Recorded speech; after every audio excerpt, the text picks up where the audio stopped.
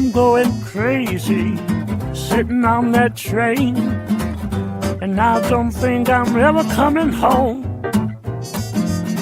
Don't think I'm lazy, don't think I'm strange. I do think I'm really just losing it all. 'Cause I'm going crazy. Yes, I'm going crazy. Hello, everybody. Happy Friday. What is happening? Great to see everybody. Well, I can't see you, so great to be seen, I think. My name is Ray Ozier. This is Ray's Happy Hour-ish. I say ish because it usually goes after 8 o'clock, well after an hour, as we have a nightcap with Jay and friends. Last week, we were graced by the presence of Chip Zale, who jumped on the Zoom, or this Zoom call. I call it a Zoom, but we're using something else. Where's my ice? I had a tin full of ice, and we'll get to that in a second. So happy Friday night. This is a show where we just we have some drinks, we converse with some very interesting people, and it's so much fun. I feel a little underdressed, and I say that because in the queue, which is right underneath me, I can see our guest Lew Temple in a tie, and I think I may have really risen the bar high when I tell people about this show. Come on my show, it's this, we talk about that, and I think I set the bar really, really high. And I got to find a way to say, you know, I'm a guy who wears shirts that say butt cheeks. It's okay to dress down, but I'm looking forward to talking to Lew. We had the pleasure on Distracted Driving of talking to Lew some years ago, maybe 4 or 5 years ago. We get a chance to meet Lew as well. I think I have a photo here of the gang. That's in Providence at a HorrorCon, and Lew Temple was just coming off of Walking Dead at that time. And there's Jay, and there's Tim, and myself. So it was a lot of fun meeting him. We were in the car, as you guys know or may not know. We had a show called Distracted Driving where we drove in a car and we just talked and had top 10 lists, all that fun stuff. And every once in a while we would have a guest on. They'd call through the Bluetooth feature on the stereo. And Lew was one of those guests. So I'm looking forward to talking to Lew tonight and finding out what he's been up to lately. All right, real quick, before we get to our first guest, I'd just like to go over a few things about myself. All right, I'm a radio DJ by day or early morning. I host My FM in the morning on 101.3 My FM, based out of Milford. I'm also a podcaster. I've got New England Legends with Jeff Belanger. We're coming up on 4 years, I believe. Haven't missed a week yet. If you give us about 10 minutes, we'll give you something strange to talk about today. It's all legends based in New England, and it's a lot of fun. You can like us on Facebook. There's a group on Facebook, and there's some legendary listeners watching right now, like Joy, who I forgot to wish a happy birthday to last week. And we're also celebrating Raylene's birthday on Monday. So happy birthday to Raylene, and happy belated birthday to Joy. All right. Julie's watching. Hi, Julie. How are you? What else do I do? I do a lot of social media stuff. So just really quick, here are some of my my clients. Pokemoto in North Attleboro and Franklin. Delicious poke bowls. Love it. I had some yesterday. I'm not just a client. I'm a member. Is that what it is? I'm not sure, something like that. I have TC Scoops. If you enjoy ice cream. Where'd my TC Scoops banner go? Oh, I don't have a TC Scoops banner. I thought I did. Anyway, great ice cream, hot dogs, and libations. You can drink over at TC Scoops as well. And Dr. Roof. Oh, I've got that one. Dr. Roof. Any kind of roof issues you have, give them a call. They do free inspections, all that fun stuff. A couple things to point out that are happening within the next week. The Milford Youth Football and Cheer is having a fundraiser at both Honeydew Donuts in Milford on the 20th. As you can see right there, it's all written right there. 10% off your whole order goes to the Youth Football and Cheer.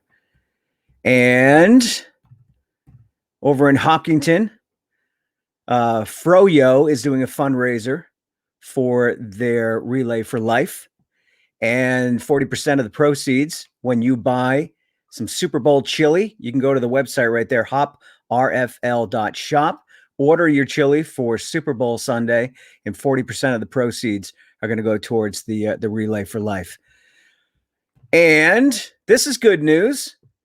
Restaurants going from 25% capacity to 40% capacity starting on Monday. We have so many friends in the local, I say we, because I'm looking at my friends Bill and Jay down below and thinking of all of us who used to frequent the restaurants and pubs and bars out there. We have so many friends that own these places and have been suffering over the last year. So this is good news. They're stepping it up a bit. So make sure you get takeout. I got takeout from Bill's Pizza tonight in Milford. Do what you can, tip extra, all that fun stuff. If you're using a gift card that somebody gave you, spend a little bit extra. And I had to point this out too. Speaking of local eateries, this one in Blackstone, Good Stuff Smokehouse, has amazing food. And as you can see on the banner there, now with booze, always a good perk. Those wings, and I don't know if they're still doing it, but they posted this earlier in the week and they said all week long, they have a special topping for these wings, and it's peanut butter and jelly. Those are peanut butter and jelly wings, which is absolutely amazing. All right, I think that's all I've got. Now it's no, I'll talk about that later. All right, it's time to bring in our first.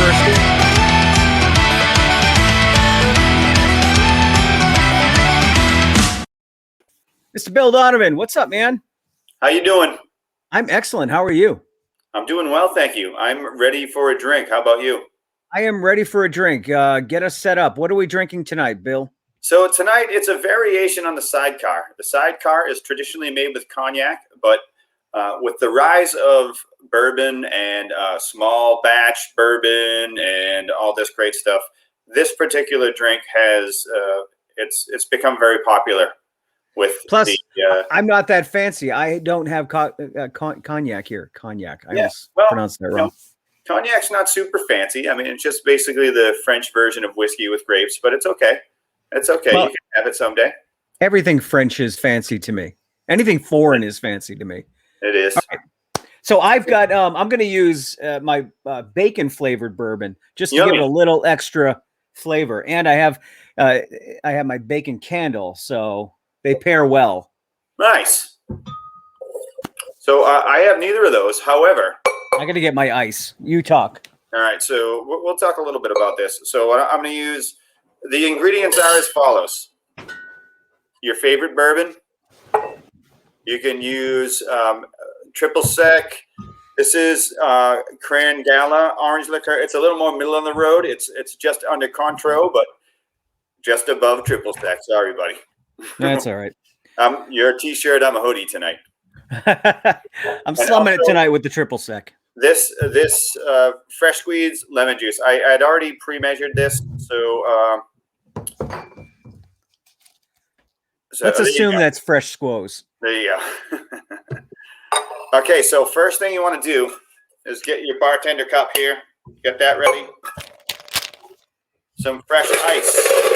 Fresh ice is key. The mix in this drink is key. So I'm going to start with my, I want to make a double.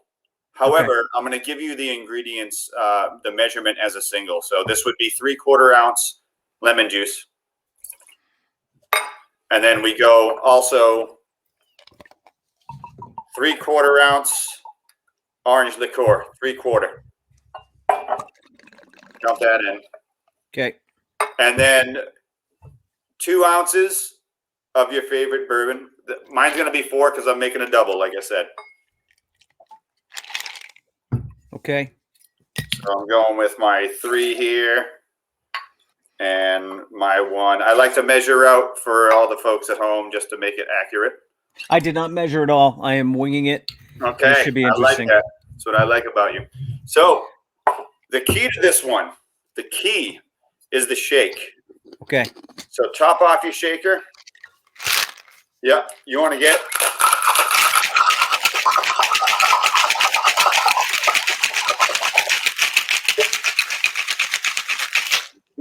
a frothy shake out of it. Smells good. There you go. Oh yeah.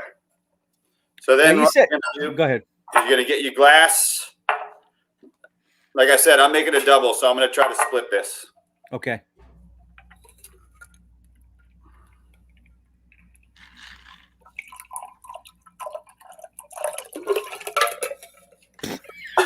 Did that work out the way you thought? That's perfect. Really? Okay. That's perfect. Well, maybe not perfect, but it's not bad. So Very convenient how you set up the shot there. yeah. So what I'm going to do Look like- is I'm just going to make it a double. I was going to split it in half, and then for our final addition would be the lemon twist. Okay. Why is yours? Mine's mine's a little yellowish. Yours is almost orange. Yeah. Because you use the good stuff, right? Yes, exactly. All right. All right. Cheers, buddy. Oh, that's great. Oh wow, mine's really good. It's really good. It's refreshing. You expect a little more from the bourbon, but I think the lemon and the orange chills it out a little bit. Yeah, absolutely. I mean, I hardly taste. Maybe I didn't put it. I thought I put a lot of bourbon in there, Well, but I can hardly taste the bourbon. I love it. Yeah, that's good, man. All right. So what's your? Go ahead. Little more of a simple recipe. I know that there's been some feedback about my drinks being having too many ingredients. So this one is 3 ingredients, very simple. You don't even have to garnish. Very tasty. I love it. Bill, what are you calling for the weekend for Sunday? Sunday, I'm going with a close game. Yeah. But I think what's ultimately is going to happen is I think Kansas City is going to take it by 6. It'll be late. Maybe it'll be a late pick or a touchdown or something like that. But Kansas City by 6. I'm going to say 6. Initially, I would say 3, but I'm going to go 6. Okay. I'm not making any calls on the game, but I will be rooting for Brady. And I put a lot of thought into this. I think at the beginning of the year, we all wanted to root against him because why? I didn't send him away. He didn't leave on me. I didn't get it. So after some soul searching, I realized who cares? He's been our boy for a long time. Might as well follow him. Well, I don't want to be a chump and just say, oh, great, wherever you go, I'm going to love you. I'm going to make you work for it a little bit. And he did. I thought he did because we certainly didn't work for it here. No. I would say that, towards the end of the year, I started to come around. Yeah. I would say hate is a strong word, but when speaking in sports, we can be a little bit irrational. So when somebody leaves, I don't blame them, but I don't have to root for you either. I would not have rooted for you if you started with Tampa Bay and then all of a sudden ended up with Patriots. I'd be happy the last couple of years, but just because you're good on another team doesn't mean that I'm going to like you. It's funny that you say that you're not going to be irrational when you live in New England. I mean, that's all we do here in New England is be irrational with our sports. So I'm very excited to watch him. And it gave new life to Super Bowl Sunday, even though we weren't going to be there. We still have a little piece of home, playing on Sunday. Yeah, and I think it's going to come down to whoever protects the ball better. If there's some lazy turnovers and whoever gets that ball gets some points out of it, that's huge. You cannot give up extra possessions to these teams because, you're in the Super Bowl. They're both good teams. I just think Kansas City is kind of on a roll. They've been a little more quiet this year. Brady gets all the attention. So I think they might just come in and play a good game and probably a turnover. Maybe special teams might do something. But we'll see, Yeah, at the end of the day, I'll have a lot of wings in my tummy and a lot of nice craft beer. So I win either way, or do Absolutely. I? That's the question. Yeah, we're having a within our bubble Super Bowl party, just a couple people, and we're doing some surf and turf and drinks. Awesome. Maybe these. Yeah, these are great. Thank you. Yeah. This is the sidecar. And once again, it's triple sec or orange liqueur. Yeah. And your favorite bourbon. Tonight, mine was the bacon bourbon, which is, it's a light bacon flavor. It's not too obnoxious. And then you want your fresh lemon, but I threw some of this generic stuff in there. And then later, I got to tell you, later I'm talking to Matthew from Exhibit A. Are you a Nice. fan of Exhibit A? Sure. The Cat's Meow is one of my favorite craft brews. So I'm going to talk to Matthew Steinberg a little bit later on. He owns it. He's the brewer over there. And he'll be coming up towards the end of the hour. Have a great weekend, Bill. Thank you, sir. Always a pleasure, bud. Yep. Maybe I'll be around for later. Yeah. After 8, join us again. Cheers. That is Bill, Boozin with Bill. We haven't done that in a few weeks. Shah. Is it Shah? Shah, I see you, Shay. Shay, right? I see you on Facebook, and I've never had to say the name. Hello from Kentucky, one of our legendary listeners from New England Legends podcast. All right, let's get to our next guest. Very excited to talk to this gentleman. Let's bring him right in. And he's dressed for the occasion. I think I can make us a little bit bigger. There he is, Mr. Lew Temple. Hi, Lew. Hey, Ray. Thanks for having me. I'm told your show is high end, so I wanted to, High end. Yes, that's what this spells in Greek. Hey, speaking of, not to lead, but so you have the Massachusetts Legends, or is it Boston Legends? New England Legends. So it spans all the states. Yeah. Okay. I'm going to lead with New England Legends, something that's always struck a chord with me from my childhood, as a matter of fact, even though it's much older than me. There was a baseball player in 1955 who played for the Boston Red Sox by the name of Harry Aganis. Harry Aganis was known as the Golden Greek. He was from Lynn, Massachusetts. Harry went to Boston University, I believe. He was an All-American. He was a teen idol.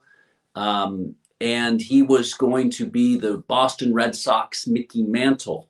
And he was touted very highly. And for the East Coast of the nation, he was kind of a boy's dream. That's who he wanted to be.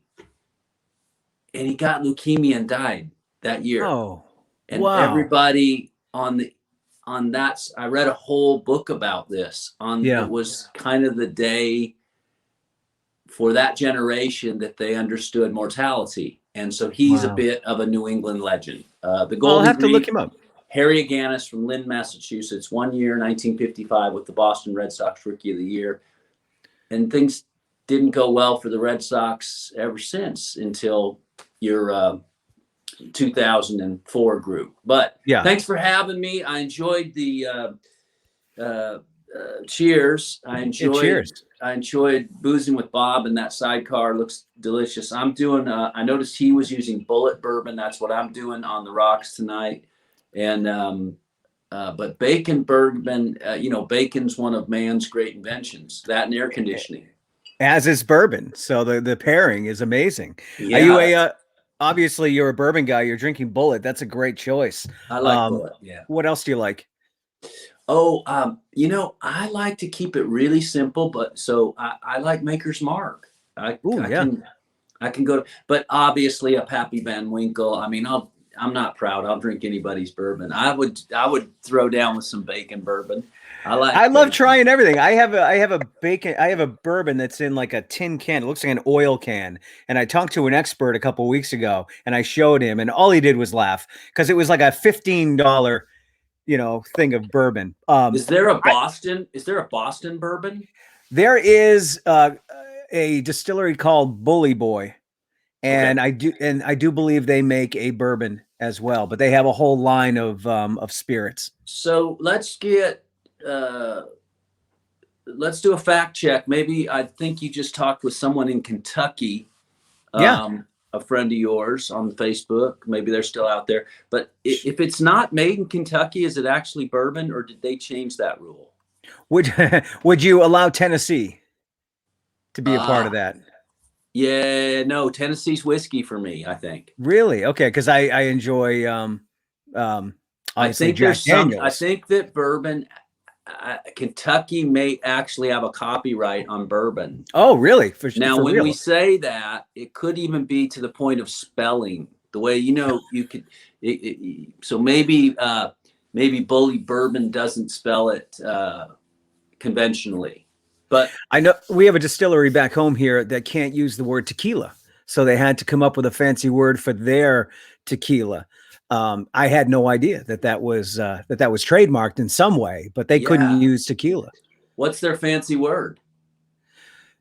It's Glen Farmer Distillery, and I think they call it Glen Keela, or I'm totally wrong, but it's a play on their name. And they had to do that for legal reasons. Yeah, those are big issues when you get into things like legislation. So like alcohol and tobaccos, like, yeah, you guys can have the bourbon, but we're not legalizing marijuana. You know, so Kentucky's kind of in a rock and a hard spot as that goes. So it is interesting. Yeah. Well, we legalized it up here not too long ago, and everything changed. And it's funny when you talk about it, it's not so hush hush anymore. Right. It's and I look back and our kids will laugh at the way we treated marijuana in 10, 20 years, because it's just going to be an over the counter thing, much like alcohol. Yeah, it's not, or how, well, so here in Los Angeles, California, we're pretty far down the road with it. So you're going to come into, for instance, parking garages with your kids, and you're going to smell it. Yeah. And then kind of look around, you smell that, and your kids know exactly what it is. Yeah, Dad, someone's smoking dope. That's fun. I have a son who's in LA right now, and he is working at a distillery. I don't know. I mean, what do you call it? Dispensary. Thank you. Yeah. And I don't know which one, but he does say he said it's one of the top dispensaries in LA. Yeah. But it's nothing to him. He's 24 years old. Nothing to him. No, except it's a job, and whoever's behind that is had to pay a lot of money to have that license, but they're probably making a fair share, and I'm sure it's very federally regulated. But this isn't what we want to talk about on Friday. Is the government? I've dropped government on us like 3 times. I apologize. My wife reminding me to stay away from Maker's Mark. That was probably the one time I ever blacked out. Wow. Was Maker's Mark. So she's right. I will give her that. She's absolutely right. And clearly it was Maker's Mark's fault. I mean, absolutely. Yeah, they should have a label, something on the bottle, a label warning us. Yeah, exactly. I mean, I'm sure that wouldn't have happened if they were serving Jack Daniels that night. Right, exactly. Just a couple other messages. Jay is one of the guys that was with us on Distracted Driving in that photo that I showed earlier. We had so much fun. I think I might have been dressed pretty nice in that photo, I'm guessing, because I do, and I had something earlier today that I sort of dressed for, so I'm just playing through. But yeah, I like to dress. Well, you look fantastic. And then the other guy, Tim, I don't have cool T-shirts like you. Well, this was from my daughter for Christmas, so I have to wear it, but I like things like that. The other guy in the Distracted Driving threesome was Tim, our photographer friend, and he said Lew is unstoppable. That is, I am unstoppable. I'm unstoppable. Yes. And I do want to get to that in a second. Yeah. But hold on one sec. We have a confirmation about bourbon. Bourbon can be made anywhere, but it cannot be labeled as bourbon unless it's made in the state of Kentucky. It can't be labeled. Okay. As in Jack Daniel's Sour Mash Whiskey made in Tennessee, it's technically bourbon in every way except where it was produced. There you go. That's great. That's what you do, Ray. You provide the truth. Yeah, absolutely. Yeah, we're cracking down on the truth about whiskey and bourbon, and there we go. It is Friday. It is happy hour. It is. What do you do on the weekends, Lew? What's your weekends like? And I know it's been a weird year. Yeah, they're very similar to my Mondays, which is a whole lot of nothing. On weekends, I like to act like we used to, like we're working for the weekend. I think there was a song like that. And I like to pretend that I have worked all week. As an actor, there's a lot of downtime, and one day is the next weekend, as it turns out. So the alternative for that is that my daughter is out of school, so maybe we get to do some things nice, full on. go for a hike or go see the ocean, the beach, or, what's great about Southern California, we can literally drop into the beach in the morning and then go ski later in the afternoon up in the mountains. With snow. We can do the old surf and ski thing, which is unique, I think, for your beach would be cold. It would be cold in the Cape right now. It would be very cold, but we do have that luxury to go to the mountains, go to the beach, go to New York City, everything, and especially being in central Massachusetts. Yeah. Everything is we're right in the center of everything. How far? So where are you? And you're Milford. Where's Milford in Mass? Is that over near Amherst? No, we're almost at the border of Rhode Island. So we're central southern Massachusetts. Woonsocket is the next town, or a couple of towns down, and that is in Rhode Island. So we're pretty close to the border. So the Berkshires and whatnot, that's western Mass. Yeah.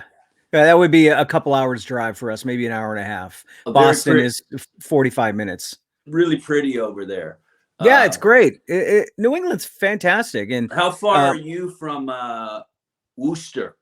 Worcester, yeah. Worcester. Well, I grew up around Worcester, but we're only 40 minutes. We have the Pawtucket Paw Sox are moving to Worcester. They are now the Woo Sox. The Woo Sox. Yeah, so that's very exciting. Worcester's a pretty great town, I have to say. I like it. It's tried so hard. I got to give it that. Back in the day, they had the movie theaters, they had the shopping mall, and then it deteriorated a little bit. We had a major concert venue with the Centrum where everybody would go. I remember. Yeah, the Centrum was the place other than the Boston Garden, but we only had a few big acts go there. So Worcester was the place to go. And then, it had its recession and didn't do so well. But now we're bringing in a new stadium. They built a stadium just for the Woo Sox. Love that. And yeah, the area around that is really rising with restaurants and it's flourishing. It's great. And who knows, maybe Worcester will have a new day in the sun. I'm counting on it. Speaking of days in the sun, there is this guy on Sunday that's looking to have another day. He's had little Boston hero worshiping. I've got to believe that you could help me out with this. Yeah. Most Massachusetts are pulling for Tom Brady or pulling against him. We're very finicky here in New England, as you probably know. Most people that love sports hate us because of the success of our teams.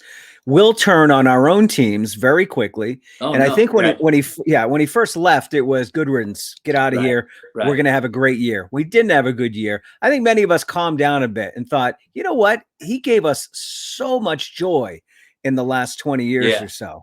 So let's give it back. And I think we're okay with him going to the Super Bowl now. Now we're just rooting for him.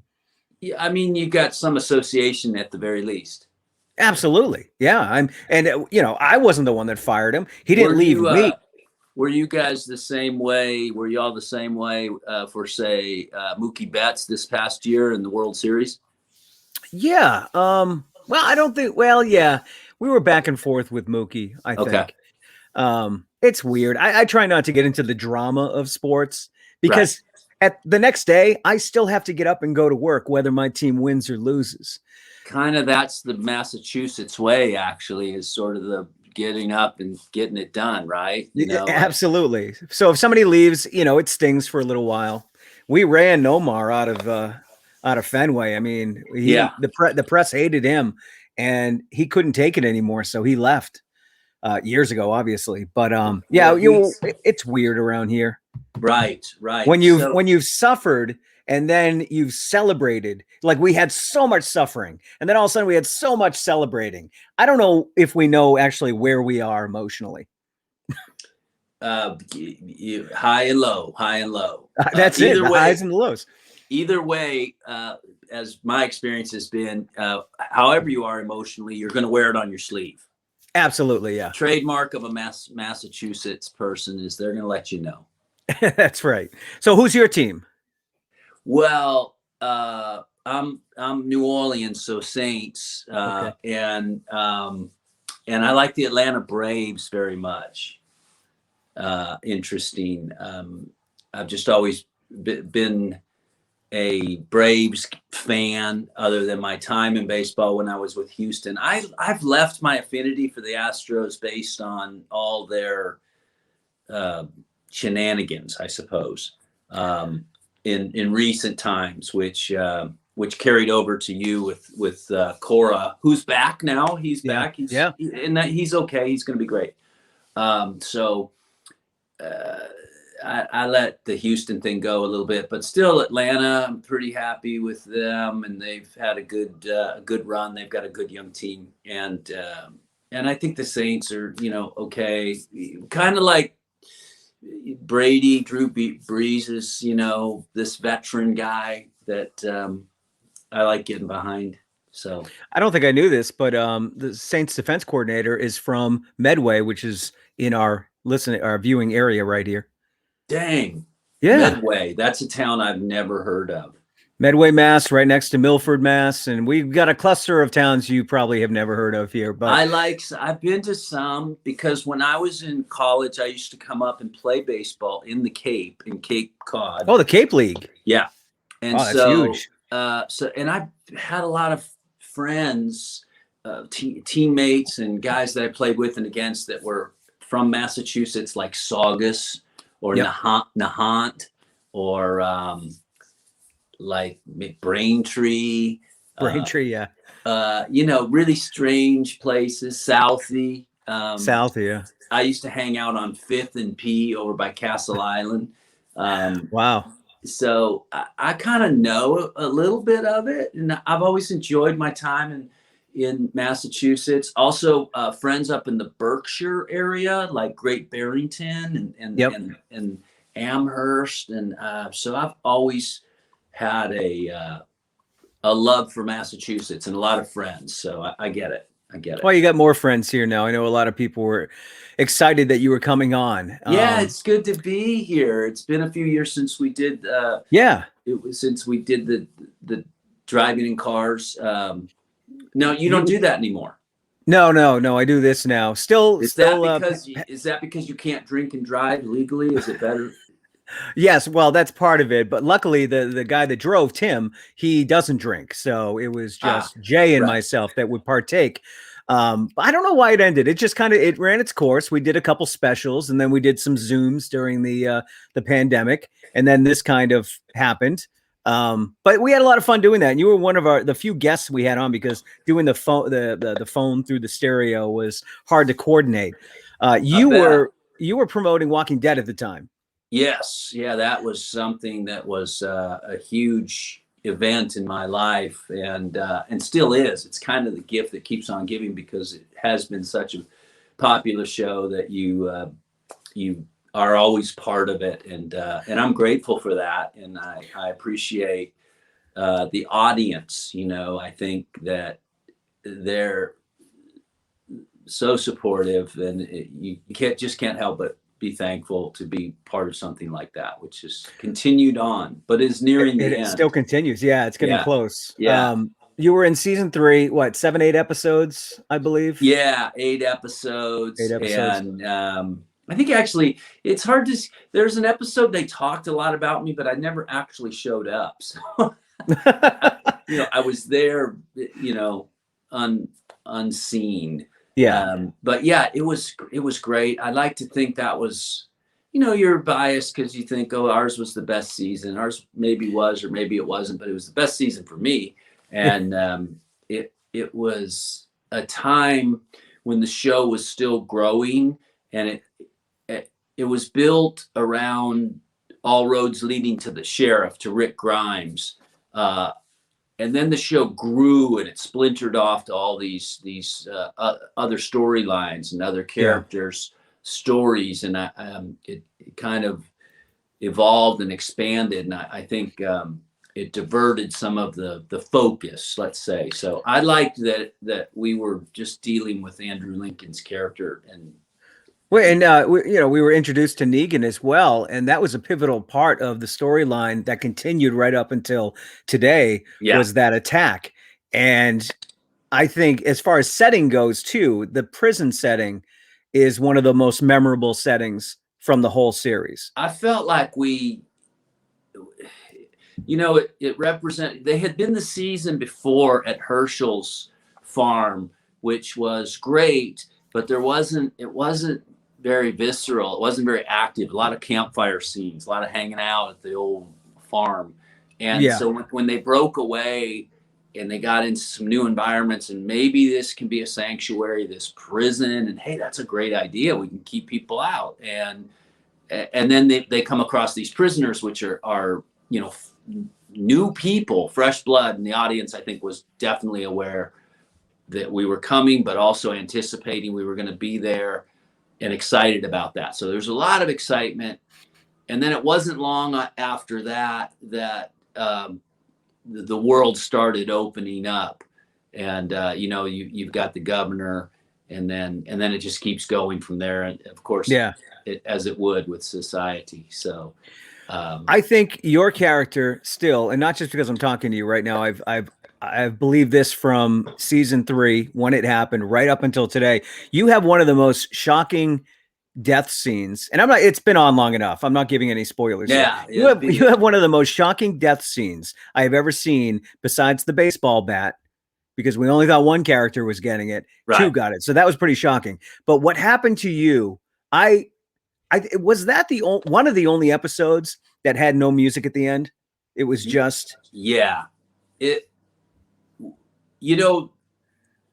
when they let me know, or they come to you and let you know, hey, sorry, you drew the short straw and the governor's coming, he's got to draw blood. So you're committed to doing a good job for your character. The first thing you do is deny. You try and figure out for production, let's think of something different. Let's try to, and you do what I call the denial dance, and then you commit to it. And they had asked me at that point, would you like to come to the writer's room and sort of have, participate in building it? And I'm like, nah, because they're great. They'll figure it out. It's good. I just asked, maybe we can make it shocking. And I offered, then they asked me, this is production, producers and the writers and such, would you like to reanimate as a walker? And I was like, no, hell no. A lot of makeup, a lot of effort there. No time for that. Yeah, I'm not into that. And then now Carl's going to come out with his little pistol and his hat, and he's going to put me down and steal my mustache to impress Beth. No, I'm good. So just shoot me in the head. And what I remember from that, I think it's the Zapruder tapes of the Kennedy assassination. Oh, yeah. And what how shocking that was to see him shot in the head, and it always kind of struck me as so final. And so I wanted something like that for Axel. And then the key is to not indicate that it was coming by, kind of having a happy day with Carol and making it was such a tender moment. Yeah. It really was. And I remember thinking before it, this is where he kisses her. This is where they hook up. And Carol is one of my favorite characters. Yeah, and I've always had a crush on her. Yeah. As far as the ladies of Walking Dead go. Yeah. Even still to this day. So I'm happy that she found somebody. And Axel's a good guy. You're a prisoner, but you're a good guy. Yeah. Second chance, man. And then just boom. It was amazing. And so that was the work of the day. It was like 2 days we worked on that, was to not indicate that it was coming and to make the payoff, that gut punch, really land, which I'm really proud that I feel like we did. And then some things happened organically in that moment that I think we hadn't really counted on or rehearsed, but in my mind, I wanted my blood to be on her hands. So I wanted her to have to deal with it, as opposed to just getting shot and falling to a heap on the ground. I, in the moment, realized if I just fall on her and all my weight and all my world just comes on her, she's going to have to deal with it. She has to throw me down. She has to hold me. She has to push, and I'm literally dead weight. I totally dead weighted it. So it actually took her down, which in the end became a good move because she had to get down because there's fire going on all over, incoming fire, and use me actually as a shield, as a sandbag to get cover from. So that was really interesting, I thought, and worked out good. And I feel maybe in some small part I helped to save Carol's life there. Who knows? There you go. Yeah. That's great. Do you watch it now and wonder if you were still alive, like how would Axel handle that situation? I don't know that I would have made it through the Negan era with the survivors. I feel like I would have. Axel was definitely a peacemaker. He's definitely somebody that's like, let's try and talk this out. Let's come up with a better solution than the violence. To a point, but I'm not sure he would have knelt down and accepted. He might have sacrificed himself, which I guess Daryl kind of tried to do that, and it backfired on Daryl. Right. I think that infuriated Negan to take one more out. Abraham and Glenn, obviously. Yeah. So I don't know if Axel, but I think he would have been definitely a side with the survivors going up against the governor into Terminus. I think he would have always been with Rick and Carol and the group, and Herschel. I felt like he was going to be a good friend with Herschel. Two guys remembering and reflecting back on the world that was and trying to figure out the world it has become, and literally No Country for Old Men. And so that was interesting. Yeah, I think it was an amazing character that will go down in Walking Dead history for sure. Yeah, it's been a lot of fun. And I think that when I went to The Walking Dead as Axel, my objective was really to say all the things that the audience was thinking. You must be a lesbian because you got the short hair, and then that changed like that. So I'm not a lesbian. Oh, well then. my. Now this is interesting. And that was great. And again, Melissa McBride, who plays Carol, was so good at her reaction to that. That's actually what makes the scene. Well, because she was interested as well. Yeah. Yeah, in her reaction. So I wanted Axel to wear, like someone from Massachusetts, wear his heart on his sleeve. And he was just always looking for a friend, trying to fit in, which is not easy when you're in prison. Right. Lou, we only have a couple minutes left. I have Matthew Steinberg coming up next from Exhibit A Brewing. And cool. Great. Yeah, a great local brewery here.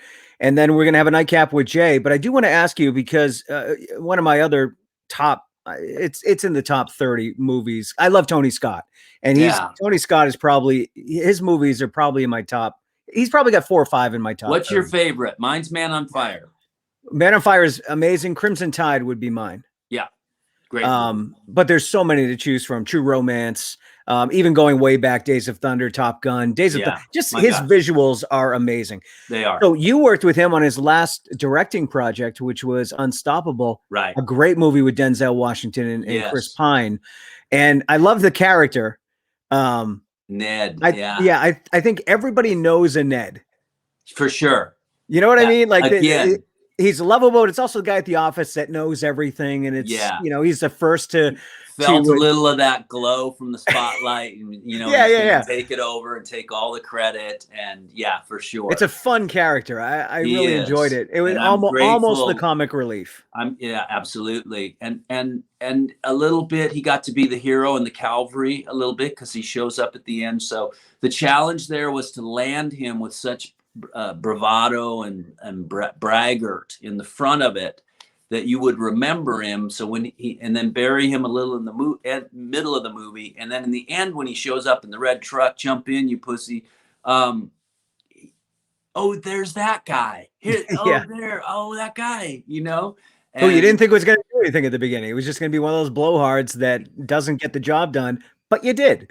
It was such a gift, and Tony really let me play the entire arc, and it was such a delight working with Tony. I had done 3 movies with Tony, which is a lot. Denzel's done a couple more than me, but I did Domino for Tony, and also Deja Vu, and then of course Unstoppable, where we were in the Northeast, up in the Rust Belt in Pennsylvania, and it was just incredible. It was a great experience, and working with Denzel's an acting lesson, and Chris Pine is such a delight. So it was fun. And that movie's playing a lot. It still holds up. It's really a great on the edge of your seat action. Oh yeah. Well, I saw it not too long ago. I'd watched it when it first came out, obviously, but I rewatched it a couple months ago, and then of course I had to watch Domino again. Anything Tony Scott, once it's on my radar, I just have to dive down that rabbit hole. But another director I work with that is from Massachusetts. Is there a Haverhill, Massachusetts? Haverhill, Rob Zombie. Yeah, that's right. Rob is from Haverhill. Oh, I want to talk so much. Can I have you back on, Lou? Please, can we do this again? My delight. And because we didn't even get into like the horror movies that you're a large part of. Bourbon. And it'll be from Kentucky. Thank you, Lew Temple. Thank you so much. I'm done with my drink, but I will cheers you with my bottle. Cheers. All right, brother. Have a great weekend. Enjoy the Super Bowl and Tom Brady victory. All right. Thanks, Lou. All right. That's Lew Temple. What an amazing guy. That was so much fun. It makes it so much easier when somebody's nice, right? I hope Matthew's nice. Let's bring Matthew in. Matthew, hold on. Oh, I can't get him. Hold on. He's in the queue somewhere. Tell me you're going to be nice, Matthew. I'm nice. That was great. I enjoyed Lew. Matthew Steinberg from Exhibit A Brewing. I'm going to open my Cat's Meow, which is one of my go-to local craft beers. Do you? Yeah, of course you do. I enjoyed the beer tasting last night. Thank you so much for you and your team for putting that on. Oh, I want to be clear. I had nothing to do with that. That was all Kelsey. And he was great, right? He was really great last night. He's so knowledgeable. Yeah. Now, I would imagine, like, if I wanted a job at Exhibit A, I can't just get a job because I enjoy beer. You really have to be knowledgeable about not just the beer you're serving, but the history of every type of beer. I mean, not when we started. Kelsey was the only one. Oh, was he? Yeah. With me. Yeah. No, I mean, now probably it's helpful. Yeah. So I do enjoy the Cat's Meow. I enjoy Just a Kitten, which we sampled last night. Oh, nice. That was part of the pack last night. Yeah, I still have my empty cans down here. We did Goody Two Shoes. Nice. I love this label. Well, tell me about the label. We learned about this last night, but tell people about the label. So our 19-year-old drew this. I'm having a hard time holding it because it's a mirror, So our 19-year-old daughter, who's in art school, I've asked her to do a few labels for us, and she did Demo Tape 17 a couple of years ago, and she did Just a Kitten. That's awesome. Yeah, and it was a collaboration. Kelsey does the design work, and she did the art.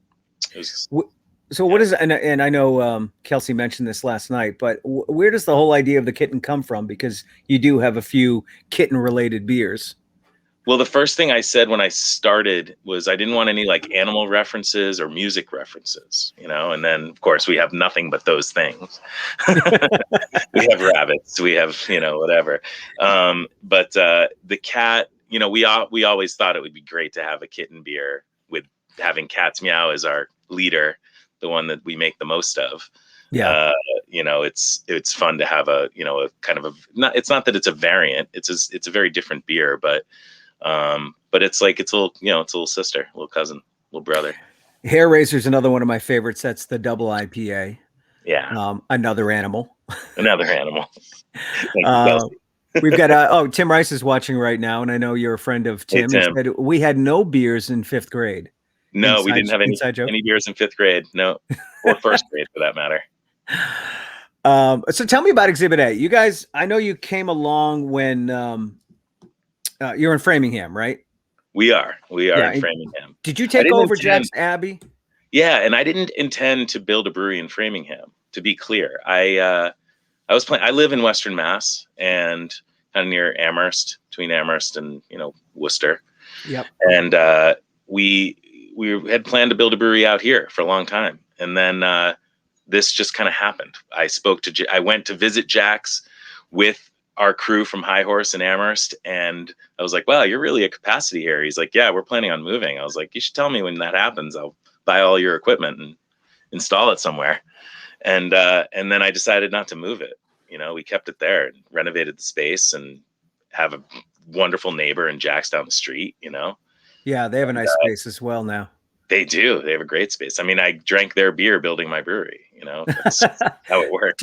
So do you taste not a lot, but do you taste their beer in your beer because you guys were so close at the start? No, I don't. Oh, you mean like as far as like any influence? Yeah, influence. Yeah. I mean, no, not really, because I mean, I just have a total, I don't know. I think we tried to sort of be as different as we could. Obviously, we weren't going to step into making lagers. Yeah. And at the same time, I wanted to make Kolsch beer. I wanted to make goody two shoes, Yeah. And we talked, actually, Jack and Sam and I had conversations about, like, what kind of beers do you think you're going to make? Like, we'd like you not to make lager, and we did have an agreement about, like, kind of how I was going to approach launching our brewery. Yeah. And because it was important, they were excited about having a second brewery in town. You think about other neighborhoods that have more than one brewery.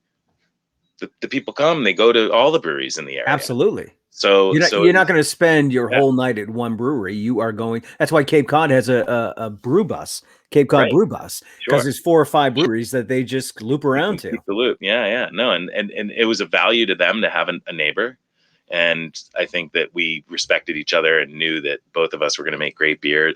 I was going to come in and make great beers, and run a great company, and they were proud to kind of on some level offer that opportunity. Obviously, I could have just built one somewhere, but it was nice kind of moving into a facility that already proved to be a great place to go and have a beer. Matthew, you're not only the owner, but you're the brewer or one of the brewers? I mean, God, that changes every day. Does it? Yeah. I have not. I mean, I will get on the deck and make some wort on occasion, but I'm really not making all this beer. I mean, it's a lot of beer for one person to make, for one. Yeah. But I have a crew of 3 amazing dudes and 3 amazing women that run that brewery. And even 3 and 3, geez, that's a small crew compared to what 7 of us you total. put out. Yeah. And I do participate every day in the production of our beer on some levels, whether I'm wrapping a pallet that just came off the canning line and putting it in the fridge, or yesterday I built a pallet rack. I mean, like, and I paid some bills this morning. Fun stuff, right? This afternoon, like, whenever you get into a fun business, last thing you want to do is, I got to go pay the bills. Yeah. Well, the end of month, and so it's great that I'm not doing all of this, a lot of the physical labor these days. I'm getting too old for that kind of nonsense. What was the inspiration for Exhibit A, for the branding? Let's talk about the branding of Exhibit A. Yeah, it was I didn't come up with Exhibit A. My partner did, and it was just something that came out of his head, and the idea came from, like, being on display.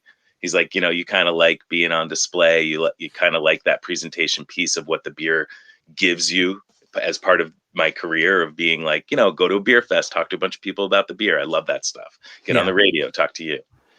And that part is really, I love that engaging part, right? And so I think that's where it came from for him.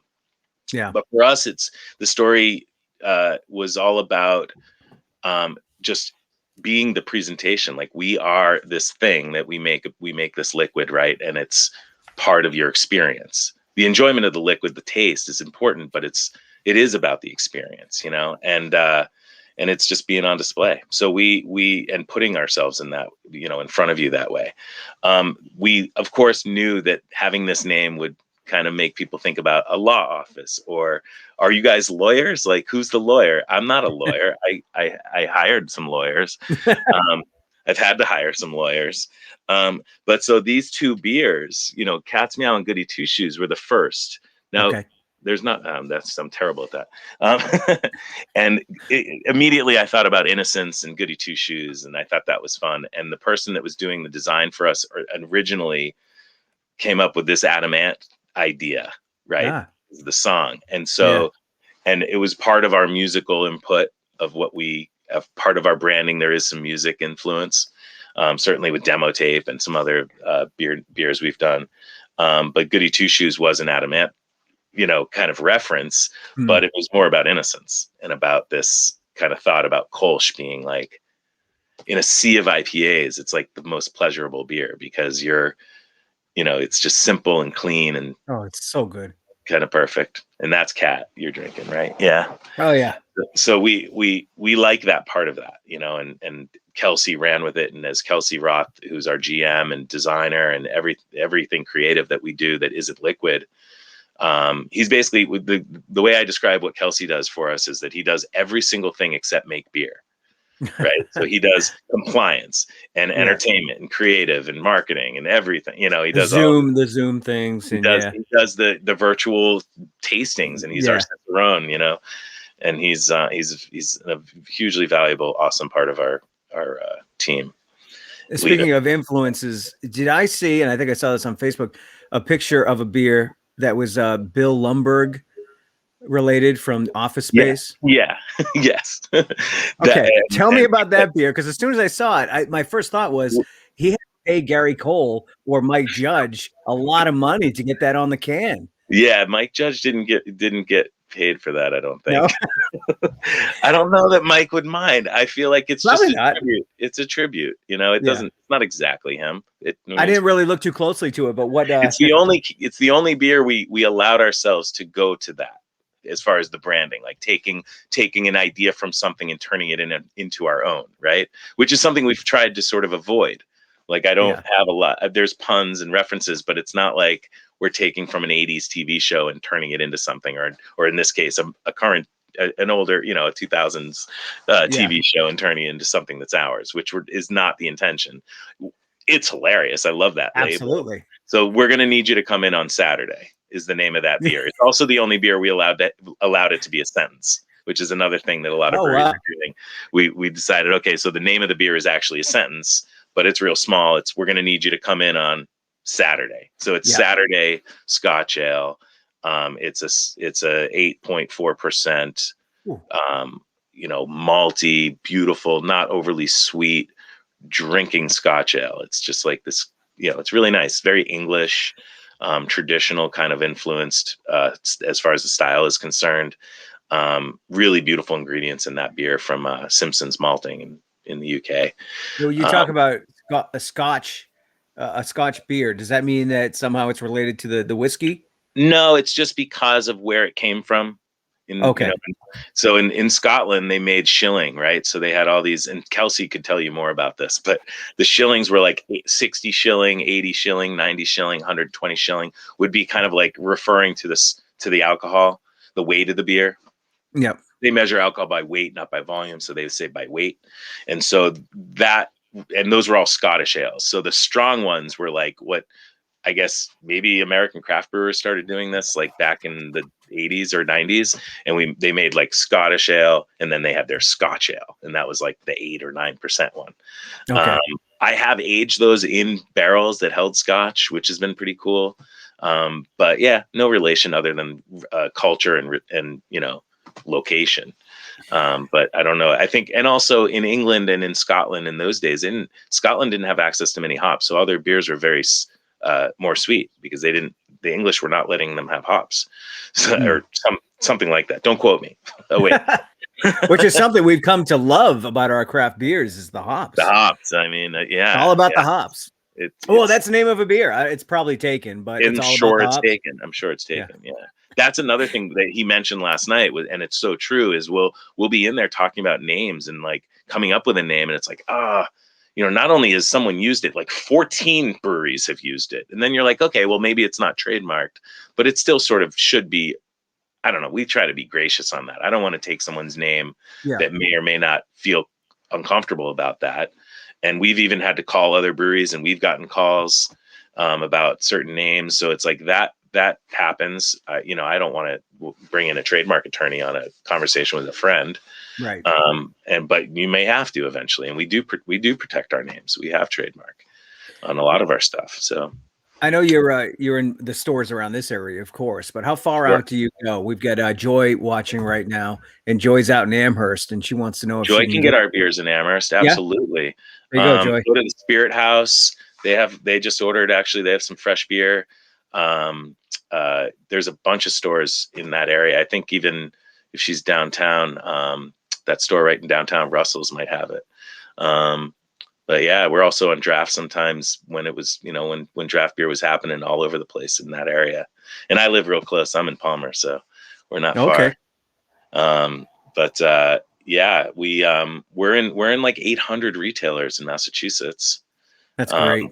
which is bizarre to me to even consider that. When we were self-distributing our first 2 years, we were in 250. So that was even like, wow, like Right. crazy, but we do sell our beer in Maine, and that was sort of more of a personal choice. Our daughter goes to school in Maine, so it's like we can go to Maine.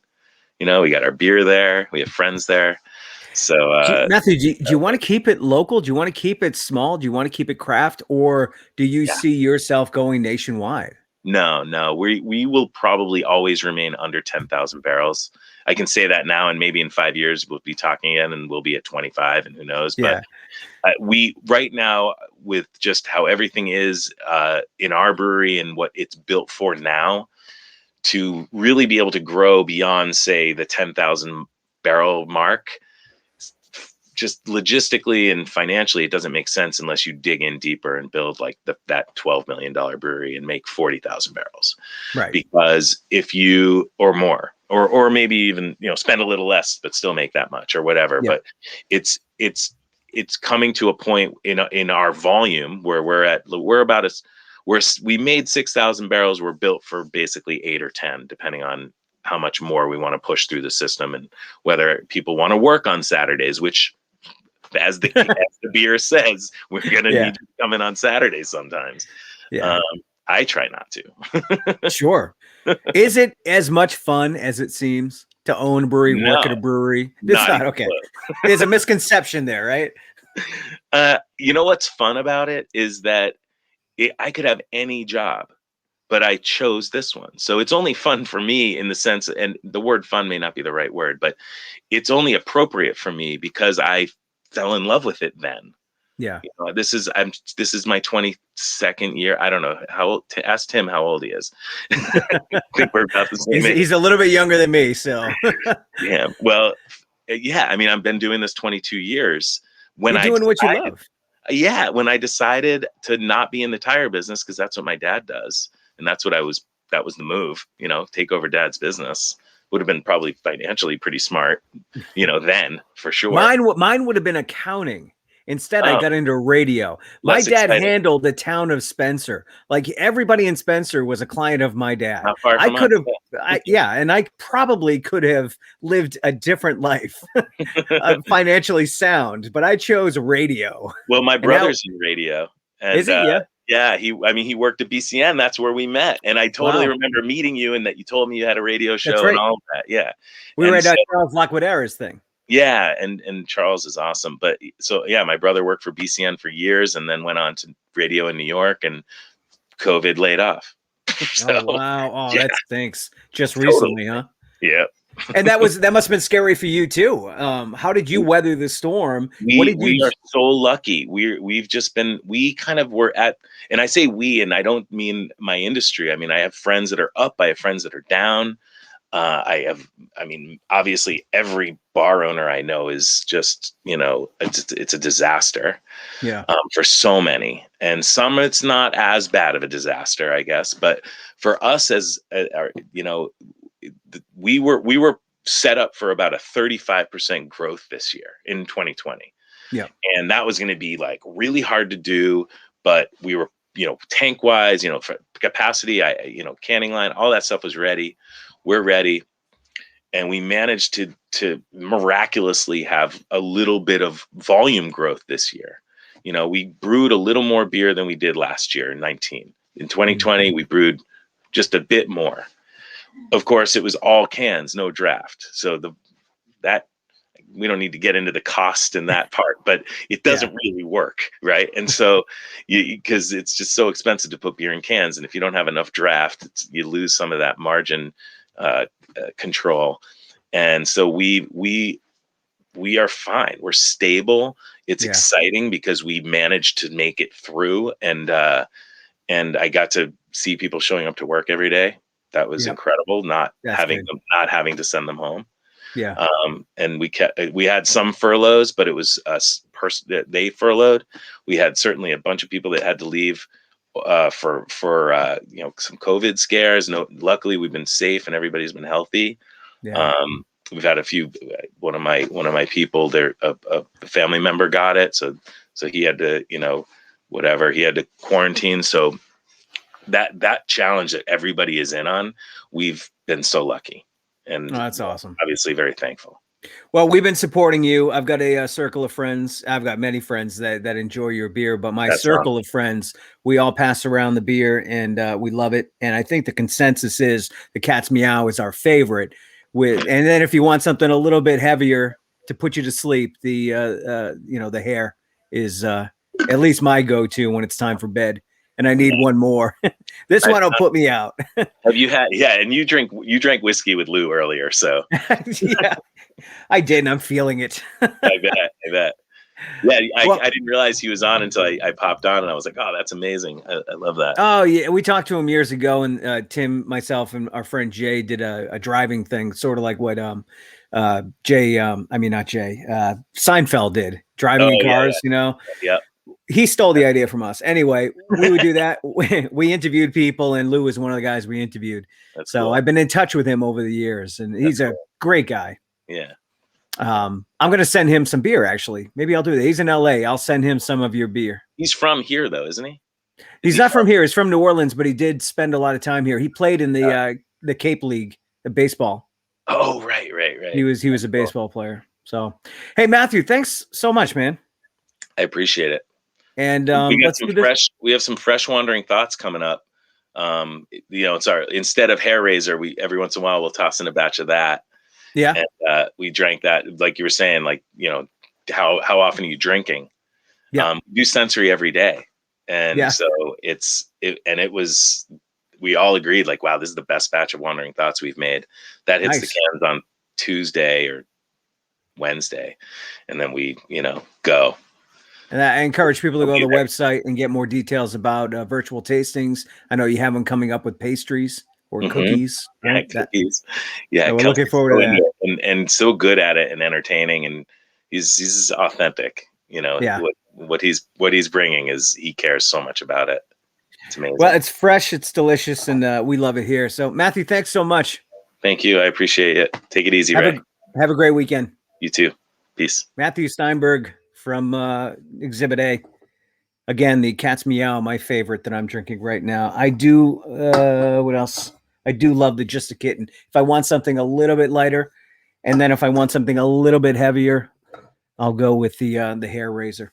All right, before we get to Jay and a Nightcap with Jay, I wanted to share with you guys a video of a new song from, local artist and a new faraway artist who is becoming kind of a local favorite here. That's hard to explain. Jeff Scornavaca has been a guy that's been doing acoustic stuff in the area for a long time. He raises money for musicians on call, where he would go in and he would play music for patients who normally don't get to see a lot of people. Obviously been put on hold because of COVID, but him and other musicians would do that. So he raised money by doing acoustic shows for that. And I think it was he topped $1 million. I may be off because I'm drinking a little, but it was pretty close to that over the course of a few years. All the money he made from acoustic shows went right there. Then he did some original stuff, and he teamed up with Jada James.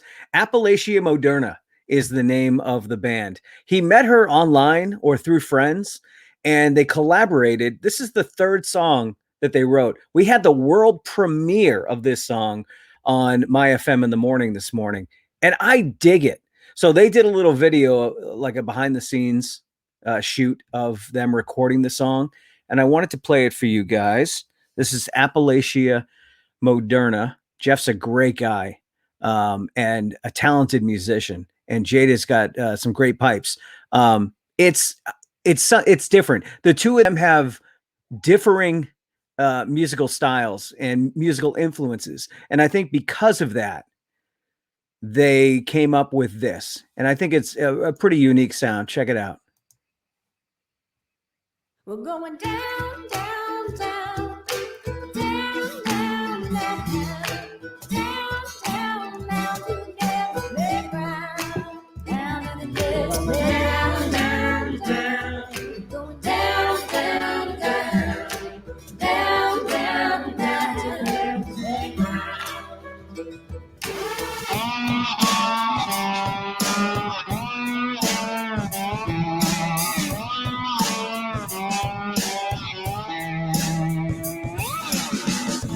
Yeah, we got a job to do, ain't gonna be pretty. Got a point of pride, we gotta settle. Gonna get down and we're gonna get gritty. Gonna teach this fool about his talking. You see your friend, I see a dead man walking. We're going down, down, down, down, down, down, down, down to the devil's playground. Going down, down, down, down, down, down, down, down, down to the devil's playground. We just ain't seeing eye to eye, gave simple rules to obey. You took what was mine, now there's gonna be a price to pay. Going down, down, down, down, down, down, down, down to the devil's playground. Going down, down, down, down, down, down, down, down, down to the devil's playground. Yeah. We're going.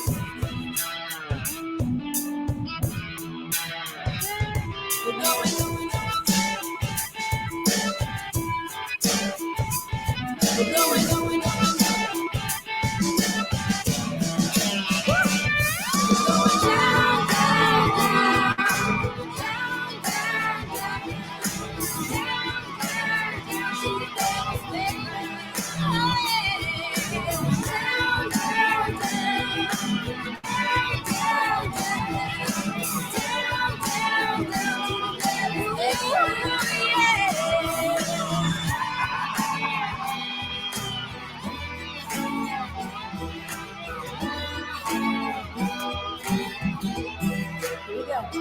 Going down, going down,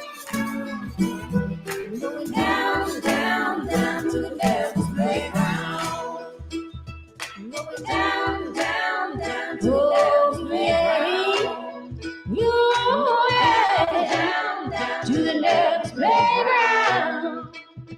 Going down, down, down to the devil's playground. To the devil's playground, down to the devil's playground. Going down, down, down to the devil's playground. Appalachia Moderna. Love it.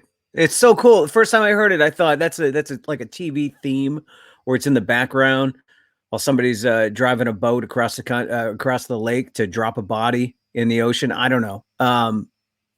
Ozark is the first show that came to mind. True Blood, the vampire show, something like that. Down and Dirty. Good stuff. Can't wait to hear more. And that's their third single. So make sure you check them out on Facebook. They have a website too, Appalachia Moderna.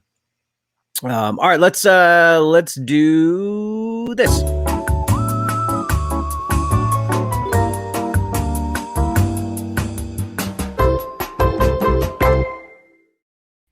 Say hey, Jay. Hey, Jay. How are you, man? I'm good. Yourself? Good. We both have our graphic T-shirts on tonight. Yes. Mine. I don't know what mine means, to be honest with you. I get yours. I get yours too. Butt cheeks. Yes. Annie gave this to me for Christmas. And I think it's just something that she blurted out once that she thought would be funny. So it was custom made for me. It is hilarious. I love it. Thanks, man. How are you? I'm good. Oh, Amy. Yes. I'm sorry, Amy. Sons of Anarchy. That song would be perfect if the show was still on. I like that. I liked it. Yeah, I liked it. Hey, we have some guests with us tonight, Jay.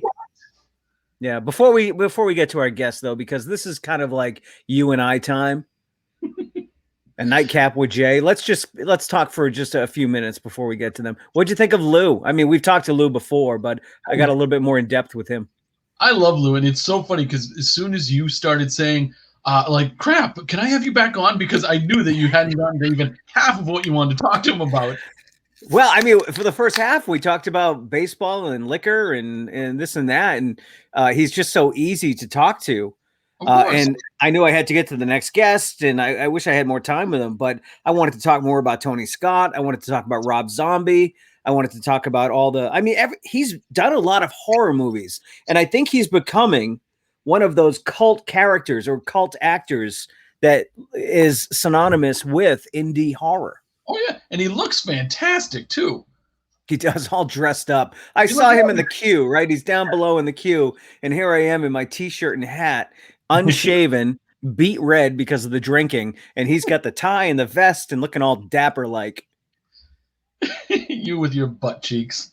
me with my butt cheeks. So I'm down here in Mantown, and I've got my bacon candle going. First thing, tell me if you've seen this movie. Oh, what happened? For some reason, I put this on, and I can't stop watching it. Have you ever seen The House with Amy Poehler and Will Ferrell? It's funny. I found this in like a discount bin, and Of course you did. I got it for Dawn for Christmas, and it was hilarious. Dude, I bought it. I was going to rent it because I've seen it like 10 times already. And I'm like, I need a movie. I see that. And I ended up buying it. And now I watch it almost once a week. And I don't know why. I think it's the fact that Amy Poehler and Will Ferrell's character, who they have a daughter who's going to college. They don't have the money to send her because they couldn't get the scholarship. The town decided to put a pool in instead of giving her a scholarship. So they decide with their friend Jason Mantzoukas, who I love in everything he does. He was in The League and a whole bunch of other things. They're going to start a casino in Jason's house. Everybody in this movie is a fucking asshole moron. There's nobody who's got like redeeming qualities to them. And I think that's what I love about this movie. Yeah. Oh, it's ridiculous. It's got such a great cast. Holy crap. Everybody's in it. Nick Kroll and that whole crowd, they're all in it. And I don't know. It's so stupid, absurdly stupid. Like the chick fight that they all bet on. And the two guys, they bet on these two guys to fight because they were arguing. Everyone's like, it's a small town. Everyone's friends, but they go nuts at the casino. And the two guys knock each other out like with one punch. And then these two girls step up and go at it. It's such a cool scene. Anyway, I don't know. So I was watching that before the show, and I have no one to talk to except Molly. I think Molly's seen it, but I have no one to talk to about that movie because no one's ever seen it. But you have. I have no idea why I never did see it, but like I said, I just happened to be going through. It was right before Christmas. Wherever I was, it was there in the discount bin, and I'm like, how have we never seen this? So I picked that up, gave it to her. I mean, I didn't watch it beforehand, so it could have been complete crap. Right. I think it was like 2 days after Christmas. Oh, do you want to watch that? Yeah, sure. And again, hilarious.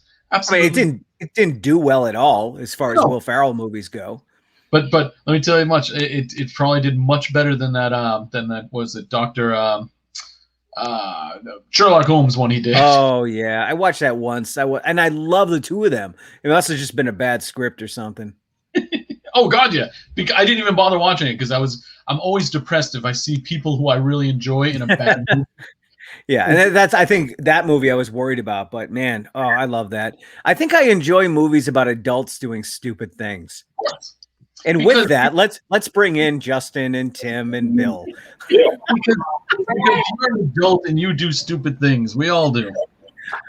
I surround myself with people who are always up for doing dumb things. You know, me and Don just started watching a new series. I'm sure you probably watched it all. But we just started watching Weeds. Oh, I love Weeds. We're digging it. I think we're only on season 2 right now. I don't know how many seasons there were, but 4 or 5 maybe. Oh, cool. So we got a ways to go. So yeah, we're watching the Weeds, and we also just started watching A Dark Place. That's a newer one. Just I think 2 seasons on that one. 13 episodes apiece though. Whenever I watch these like Amazon or Netflix series that have more than like 6 to 8 episodes, I'm like, oh my god, that's like a real season. Have you seen The Staircase? Staircase is excellent. I have not seen that one yet. Oh, is that about the wife that pushes the guy down the stairs, or the vice versa? It was an owl. What? True crime, right? Was it true crime? True crime. It's like a documentary. It's interesting. It's a good one, and you're right. It's about it depends who you believe. Did the guy push her down the stairs, or did she fall herself, or was there an intruder? We don't know. There are so many true crime shows on Netflix, Amazon Prime, Hulu. I started watching, not that it's true crime, but I started watching the one about the transvestite that was selling the cars on HBO. Yeah, I forget the name. The lady in the Dale. The lady in the Dale. I want to watch that. Yeah, it's a slow start, slow burn. Has anyone seen The Ripper? I couldn't get into it. No, I got like 30 minutes into it, and I was like, it's going way too slow. Like, well, yeah, it's and you have the whole British accent and bad dentists, so you have to get past that one. Why isn't Jeff here? I don't know. Why doesn't Jeff show up? He's got the link. Oh, by the way, Justin, here you go. oh, hi, Santa. It's looking a little fluffy right here. That's where you're getting the full Right Santa. here? Yeah. Right here. So are Not you, so much here. Are you looking to take over for the guy in Medway? That's the actual Santa? There's got to be some money in it.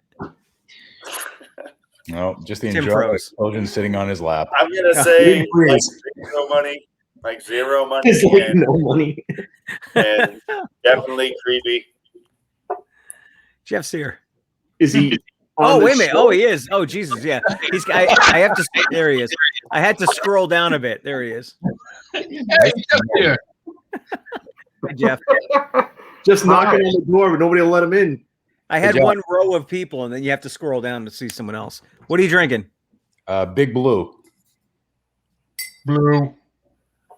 With my boy. Oh, you guys are you guys drinking the same thing? Oh, We okay. drink a treehouse, so it's all the cans look. That's the same. cute. It wasn't Exhibit A night, but that's okay. Nobody got the memo. I drank on Exhibit A. Everybody talks at once. Tim, did you grow up with him? Yeah, Matthew? we went to elementary school together. Okay, nice guy. Great kid. Well, I haven't seen him I saw him that one time with you.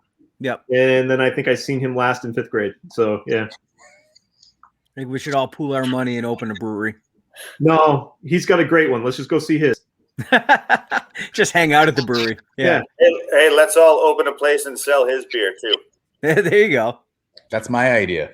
That's Justin's idea. Yeah, he called that a while ago. We'll And I think call it that's No, I'm You pretty don't sure the person whoever opened the first bar called that one. no. There's a place in Hyannis. Jeff, what's the name of that place that we went to? That has Finn's. everyone else's beer. Fins. Finn's. Yeah. Oh, Great you've been place. there too, Justin. Yeah, yeah. They have everyone else's craft beer on the menu, not their And it own. works. And it's Yeah. packed. Even during COVID, it was packed. Should Yeah. I say that? I want to go over to Jeff's house and knock those cans down. Go for it. I'll put them back up. They're color Be something to coded. do. How dare you? They are color coded. They are color coded, yeah.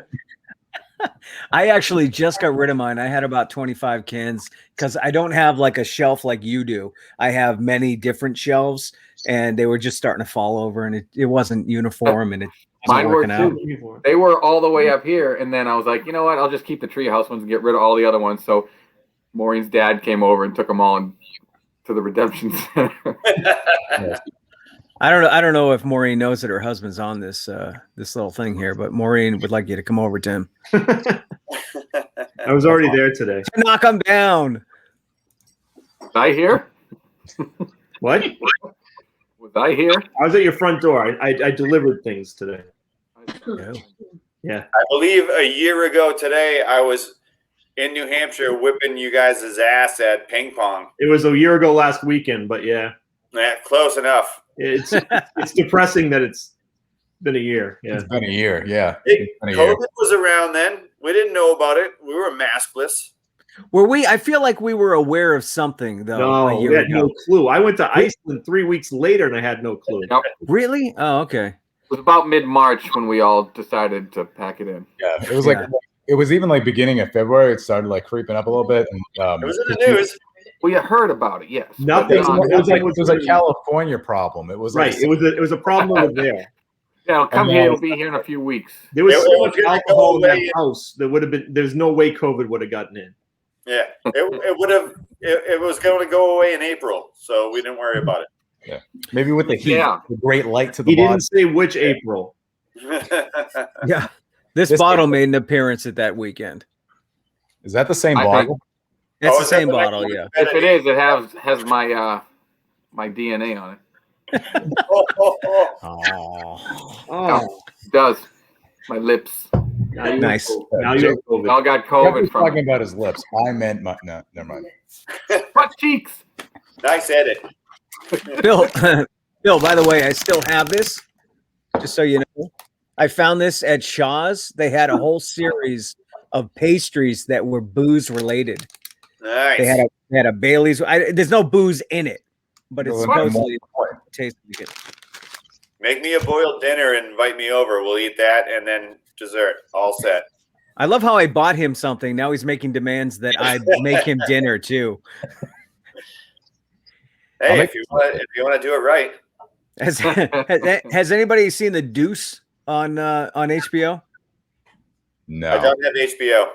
No idea. I just finished it. It was really good. It's with James Franco. He plays twins. And the first season is the early 70s. It's Times Square and the porn and the hookers and all that. And he owns a bar. And his brother's kind of a gambler. And then it goes to the late 70s in season 2. And then season 3 is like 1984. And it's just all about these people in that industry. It's pretty neat. When you play twins, do you get 2 paychecks? Yeah, you should, I think. You just get more screen time. And it wasn't like one of those obnoxious shows or movies where it's all about the twins. Like, let's push the interactions and see how far we can go with the special effects. There were so many other characters in it. Remember that Adam Sandler one with him and his sister? Oh God! Oh, Speaking of bad movies that people did, yeah, that was a bad one. See that I was busy getting laid.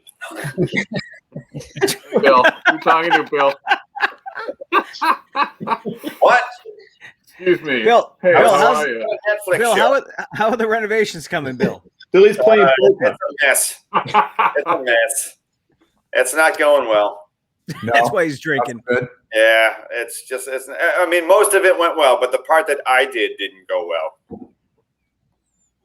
At your house? Yeah. What did It's you your do basement. wrong? I did a tile floor, and it's a goddamn mess. Yeah. A week Well, later, it costs I'm more to fix it. ready to go, like, just grab the scraper and rip them all up and pay somebody to do it. Well, just do it again. Yeah, just keep doing it. Just keep doing it and keep being unhappy. That's the definition of life. Do it better next time. Yeah. Yeah, I mean, well, I'm gonna learn. Just don't. Yeah, it looks so easy. Watch a couple of YouTube videos. Yeah, it's no Oh problem. yeah. No. Next thing you know, That stuff sucks. every time I walk in the bathroom, I'm scraping freaking grout off my bare feet. Yeah. No good. Plumbing. I just Do Googled plumbing. videos on how to change my roof. I'm going to do that in the spring. Your That's roof, Yeah. You're your not- roof needs a little bit more attention than an amateur You. watching videos. I'll have you know I'm a professional What? photographer. I don't know, man. You're a tall guy on a ladder. You're like, yeah, no, I wouldn't do that. Throw some Why? solar panels on it. Well, I was going to ask you all to help, but thanks. Oh, Sorry. you really want it nice. Hey, yes, exactly. Thanks for the setup. I think you told me to do this, right? Ah, Then after that, I was going to take you all out and maybe get an ice cream. I don't have a thing for that. So we're gonna go there instead. So we'll go there instead. Yeah. Maybe the Hawaiian pokey. Some reason I deleted it. Hey, this is good news though. That's good news. You guys can go to Pokemoto. I'm gonna go to Five Guys Burgers next door. Yeah. I'm with you, Bill. Yeah, come up that burger. You didn't like the Pokemoto? What? Oh, I'm talking to Justin. I know you got it a couple times. No, you didn't like it? I'd get it again. Like it's just like I'm not like the whole fish thing is like You're not a fish guy. Yeah. Yeah. Like I don't mind it. It's all right, but it's like the chicken bowl was good. It's like, The Dole Whip was fantastic though. I'd go to get that. You can't get that many places. How about this? That's peanut butter and jelly. Oh, I went to high school with this kid, Dave, that owns this place. Oh, I know Dave. Yeah. And I just put it together that like me and Manoogian like bullied him like in elementary school. And I feel it's a great story. I feel terrible now because like he's such a nice guy and he does so much for the community. And it's like, oh man, I was such an a-hole to that kid. And they were at the fantastic. His pulled pork is great. Like his wings, like I just want to go there just to buy all the food. Well, there you go, peanut butter and jelly wings. Has anyone tried the peanut butter and jelly wings yet? I have not. No. I figured you would have. I just learned about it today. I just saw it. This was an earlier post, but it just happened. Just happened. Now with booze. Now with booze. And he delivers. He like if you live like Blackstone, Uxbridge, like he'll deliver now. Like we're just outside of the range though. They did the Labor Day bash. He delivers it. You can call him names. It's fine. You can taunt him from your front door. You can taunt him from your Ring doorbell. Better call him and apologize. You remember like me? Chandler did. Yeah, I won't give him my name when I make the order. I know. Dog. I wouldn't order from that guy. Your wings. I'll give him Amber's name. Thank you, Joy. Yeah. He licked all clean. They were at the Labor Day bash for the first time 2 years ago, and I remember they had a ball. Like they were just coming to sell food, and then they ended up being like, "Holy shit, this is a party that we're a part of." I remember the joy in their eyes, like, "Wow, we gotta be here all day," and it's almost done. What? The President's Day bash comes up in a couple of weeks, right? Yeah. Arbor Day I bash. think so. Arbor Day. Arbor Day. Well, did you go to the Groundhog Day bash? I did. It was just like last year. There was nobody there. It was crazy. Yeah. And So- all right, so Bash was tight. Did anybody else watch Groundhog Day on Groundhog Day? I did last year. I didn't this year. So it's on a loop on AMC, and I realized that Michael Shannon from the Superman movies and stuff like that, and oh yeah, he's in that.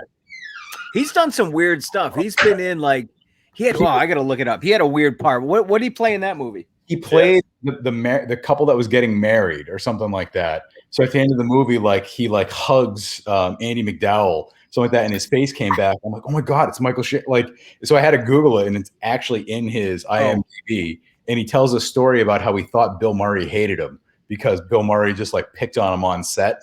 And I guess it was like this big joke with Bill Murray just picking on the kid because it was his first acting gig. It's like no, that's a Bill Murray thing. Michael Shannon comes off as like this weird, serious actor guy, but he did that. And then I just remembered he was in Bad Boys 2. He was one of the white supremacists that the guys grabbed and used as like a what do you call it? A fake. Yeah. But he played this crazy character that is nothing like the weird, serious stuff he does now. Somebody needs to engage Bill or he doesn't pay attention. I know, right? We're talking about movies. He gets laid. We watch movies. Pretty much. So cool. I have good lines, but you guys are moving on.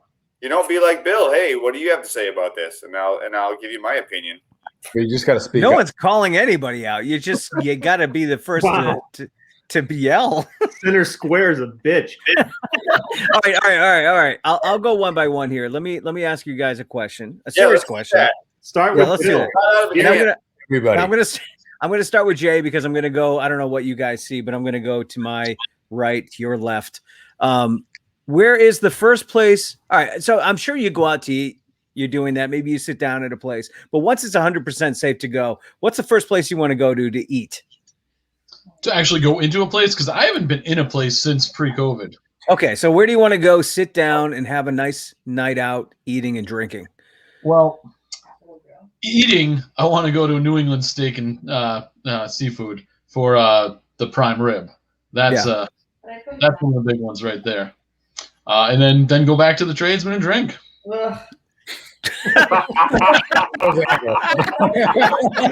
was that? I won't ask Dawn where she wants to go. Is Rob at your house? Justin. I don't know. I'm kind of torn because I kind of want to go to Bobby's Burger Palace at Mohegan Sun because there's other activities there. Like really miss playing blackjack.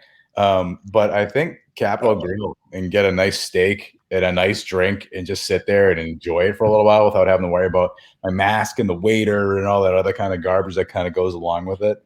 But yeah, I don't know. Capitol Grill, huh? Ooh, We're gonna need more gigs for that extra cash.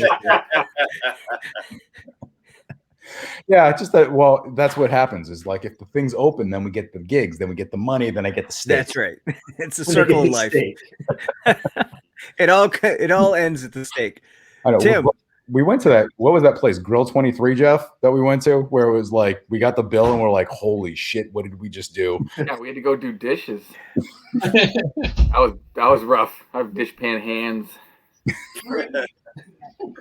I'm gonna go with a lunch place. So I had to go out to the western part of the state this week. And I was driving back past where I normally go to lunch with a friend of mine, Ron. And this is where we go for lunch. Oh yeah. Oh West. yeah. Westboro. Westboro Mandarin. Yes. Yeah, the one in Westboro. I don't go to the one in Milford. I wouldn't go to the one in Milford. all right, enough. Bill's bored. Bill, where would you go? I would go get a pizza at Regina in Boston, just because I don't want to drive in there and deal with traffic and COVID right now. But if there's no COVID, I'll definitely do that. And then I like the idea of going to Mohegan, so I'm going to meet up with Justin later, and then we'll just gambling. It's not one place. I need the bar crawl. I need to go to crawl. all of the bars. He wants to go everywhere. Give me the all clear. I'm going in every one. I'm licking every bar. That's how COVID started. Yeah. No, that's why me and Ray and Bill are immune because we play at all these places. Yeah. Yeah. We shut down that place in Franklin. We were the last gig, and it's like we're not going to get sick. We played. Yeah. Fun fact: nobody who was at the Uptown pub that night got COVID. Right? Fun fact, they would be better off if they had COVID. I don't know, man. That's a good night. Bill wants to go to Restaurant 45. That's a great choice, Bill. I got takeout from the middle of the night. It was fantastic. Yeah, 45 is good. I love that place. No, Hey, Fitch is watching. Shut up, dummy. What bartender do you miss, Jay? Chelsea on Wednesday nights. Metal Wednesdays, man. Is it really a thing? It was never a thing. It was a thing. Always has been. Me and Jeff go down there. We play a ton of metal, hair metal, just basically everything you want. We drink lots of delicious booze. She makes the best rum runner around. Fantastic. I saw Tommy O'Toole on Wednesday. Yeah, he helps Barry. He works at Barry's, and he walked up to me, and he shook my hand.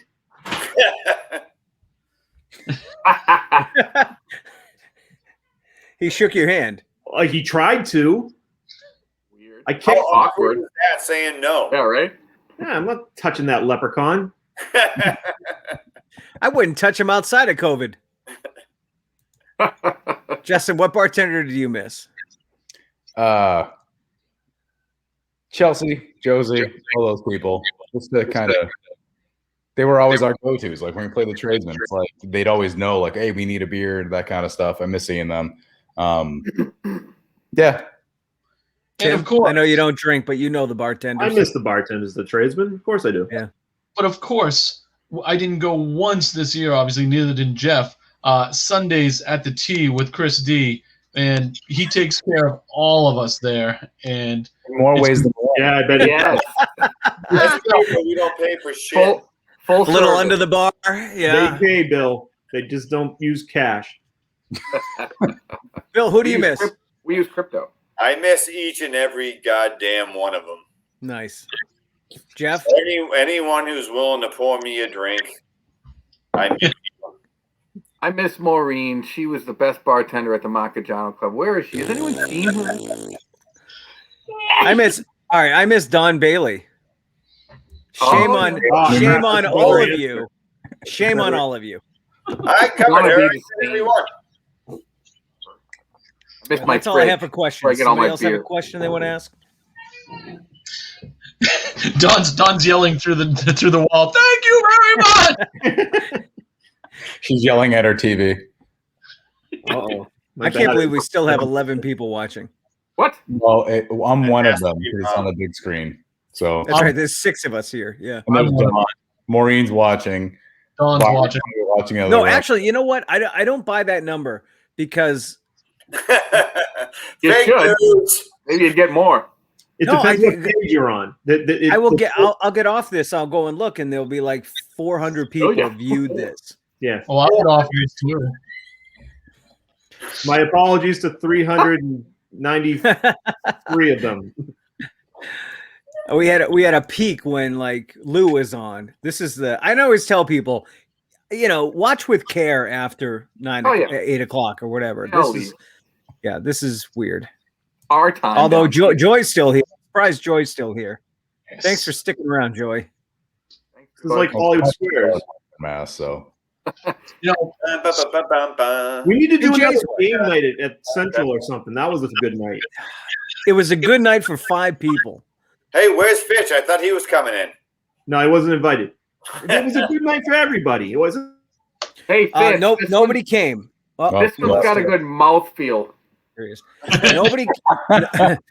Nobody came to that game night except for the people that participated. Hey, here's a fun game. You know what? I would now. You bought? What? What's the last 2 records, CDs, songs that you bought? Last 2. Go, Ray, now. Me? I gotta go? Okay. Yeah. Last 2 CDs that I bought. I don't buy singles. Whatever. Jesus. AC/DC. The new AC/DC. Power Up. And I didn't buy it, but the last one that was handed to me was Matt Zajak's Garden of Eden. Nice. Which I thoroughly enjoyed. There you go. And then, boom, Jay's up next. Boom. Last 2 I got. Energy and Matt Zajak. I love it, man. Yeah. Justin, last 2 records or whatever you did, downloads, records. It was Chris Stapleton starting over in so good.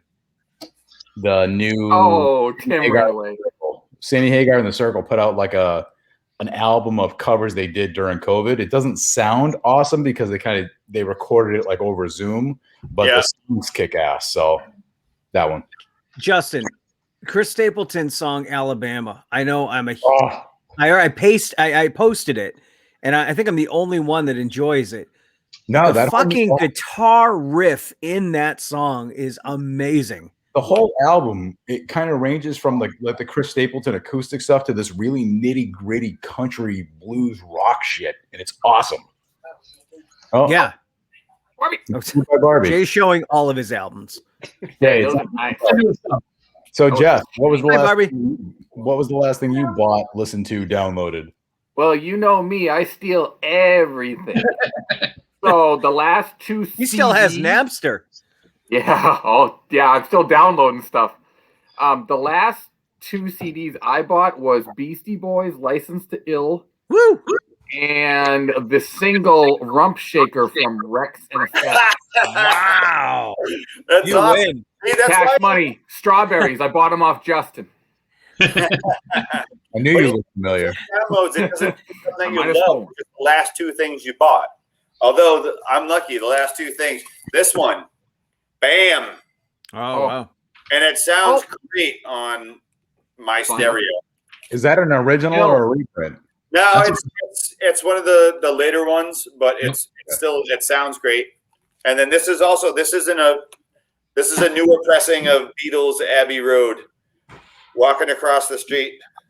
I'll have to let like you a mayor. It's like I'm there. Yeah. Da, da, da, da, da. I have Bill, my Bill, dad's records, and he got first press. So I'll have to let you see if they compare. Yeah, that's Wow, you do? Bill, Tim. I was mistaken. Hold on one sec, Bill. The last two albums I bought was Van Halen 5150 and OU 812. It was like a double. Oh, Yeah, it was so awesome. So that was awesome. a double I got mistake. I like that. Tim, last two albums, CDs, singles that you bought. That I really bought? Yeah. I'm like, downloaded. I don't buy Or it. downloaded. Or download it. Yeah, that's what I said. Download. I don't know. I listened to the new Foo Fighters today. How's that? I only heard the new song. I wasn't the Shame one. I wasn't a fan. I didn't like Shame to start, and then it grew on me. And the rest of the albums, it's pretty good. It's really short. It's very quick. Only like 8 songs. They It's did good. that last time. The Saint Cecilia album was only like 4 or 5 songs. It's like they're putting things out in spurts, which is fine. But Yep, that, and I've been listening to the Sammy Hagar Circle covers album that they've been. Justin mentioned that, yeah. Oh, I was frozen for a little while. I'm sorry. You and Justin been chilling. Yeah, no. Well, David Lee Roth hasn't put anything good out, so I didn't buy that. Not since 1985. I've got so much respect for Jay right there. I don't know if he's fucking around, but yes, I'm all about that. Well. You're all about the butt stuff. Yeah, like 85, 86. Honestly, I'm done with Van Halen and David Lee Roth in 1985, 86. That's We're still talking about that. Okay. we moved on to the Backstreet Boys. I've been done. Let it go. I'm not saying you can't be, but I am. It's all you needed. It's all you need. No, I'm writing all this stuff down. I'm gonna get it.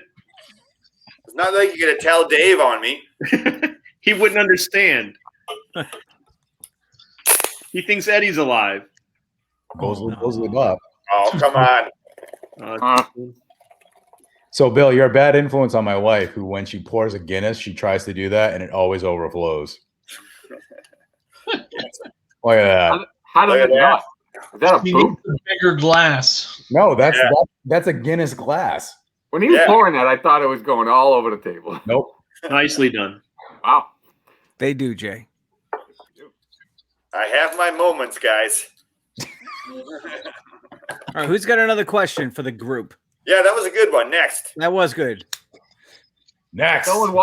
Nobody watches them, but what's your favorite commercial? Mine's Scoop. There it is. Scoop, there it is. I love it. I can't get enough. I like my favorite one right now. Sprinkle. I love sprinkles. That does make me laugh. It's funny. Right? I like the It Geico is. It's funny. commercial. The Geico one. You guys are getting like a huge bump. They went from like Justin was talking. I can't hear Justin anymore.